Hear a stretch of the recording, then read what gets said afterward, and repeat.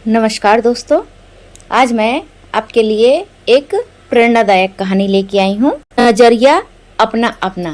तो चलिए शुरू करते हैं। एक बार एक संत अपने शिष्यों के साथ नदी में स्नान कर रहे थे।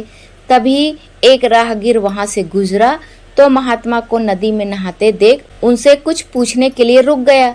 वो संत से पूछने लगा, महात्मन, एक बात बताइए कि यहाँ के रहने वाले लोग कैसे हैं, क्योंकि मैं अभी अभी इस जगह पर आया हूँ और नया होने के कारण इस जगह की कोई विशेष जानकारी नहीं है। इस पर महात्मा ने उस व्यक्ति से कहा कि भाई, मैं तुम्हारे सवाल का जवाब बाद में दूंगा, पहले तुम मुझे ये बताओ कि तुम जिस जगह से आए हो वहाँ के लोग कैसे हैं।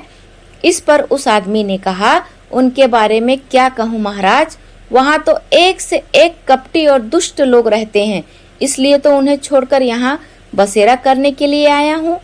महात्मा ने जवाब दिया, बंधु, तुम्हें इस गांव में भी वैसे ही लोग मिलेंगे, कपटी, दुष्ट और बुरे। वह आदमी आगे बढ़ गया। थोड़ी देर बाद एक और राहगीर उसी मार्ग में गुजरता है।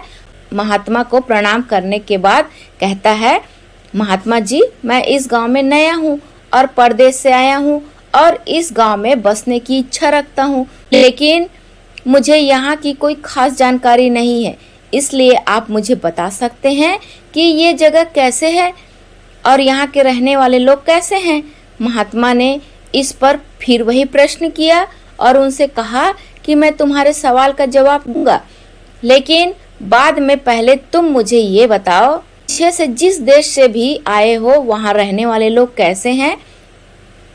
उस व्यक्ति ने महात्मा से कहा, गुरुजी, जहाँ से मैं आया हूँ वहाँ भी सभ्य, सुलझे हुए और नेक दिल इंसान रहते हैं। मेरा वहाँ से कहीं और जाने का कोई मन नहीं था, लेकिन व्यापार के सिलसिले में मैं यहाँ आया हूँ और यहाँ की आबो हवा भी मुझे भा गई है, इसलिए मैंने आपसे ये सवाल पूछा था। इस पर महात्मा ने उसे कहा, बंधु, तुम यहाँ भी नेक दिल और भले इंसान मिलेंगे। वह राहगीर भी उन्हें प्रणाम किया और आगे बढ़ गया। शिष्य ये सब देख रहे थे तो उन्होंने उस राहगीर के जाते ही गुरुजी से पूछा, ये क्या आपने दोनों राहगीर को अलग अलग जवाब दिया, हमें कुछ भी समझ नहीं आया। इस पर मुस्कुराकर महात्मा बोले, वत्स, आमतौर पर हम अपने आसपास की चीजों को जैसे देखते हैं वैसे वो होती नहीं है, इसलिए हम अपने अनुसार अपनी दृष्टि से चीजों को देखते हैं।